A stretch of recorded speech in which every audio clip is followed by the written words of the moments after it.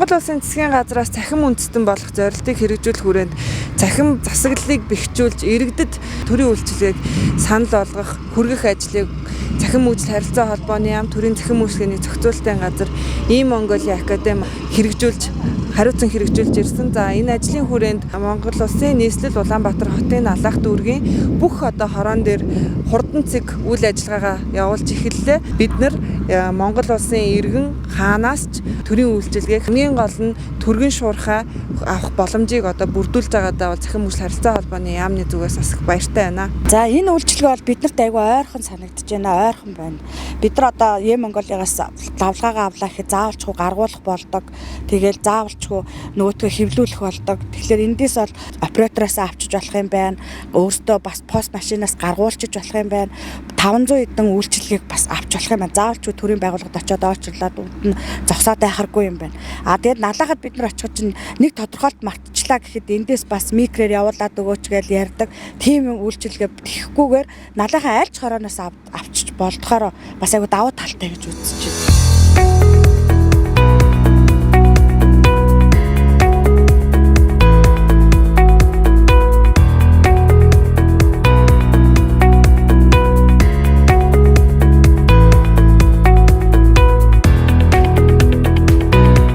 Төрийн цахим үйлчлэгийн зохицуулалтын газраас төрийн үйлчлэгийг бол иргэдэд хамгийн ойрхон байх үүднээс бол хороодод төрийн цахим үйлчлэгийн хурдан цэгийг байгуулж эхэлж байгаа. За өнөөдөр бол Налах дүүргийн 8 хороонд төрийн цахим хурдан цэг байгуулагдаад ингээд үйл ажиллагаа эхэллээ.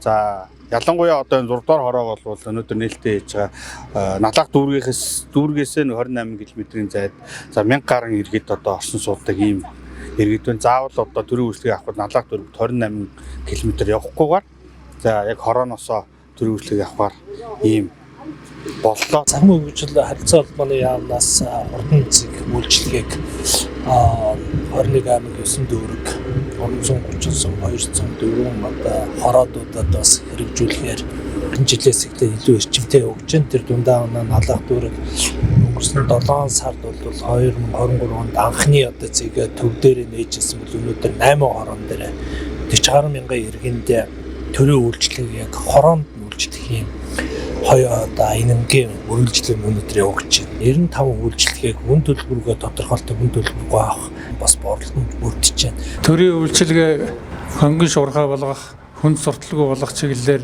сүүлийн үед төр засаг цахим хөгжлийн яамнаас олон арга хэмжээ авч байгаад иргэд бид талархалтай байна. Энэ бол цаг хэмнэсэн, хүн хүч хэмнэсэн нөгөө талаас өндөр настай хүмүүс 20-30 км дүүр рүүгээ орох, тэгээд цаашдаа Улаанбаатар орж мэдээлэл авдаг, үйлчлэг авдаг байсан энэ арга хэмжээг биднийд иргэд ирж байгаа нь төрийн үйлчлэгийг бол ямар нэгэн хүнд сурталгүй шуурхай авах боломжийг бүрдүүлж байгаад бид их талархалтай байна.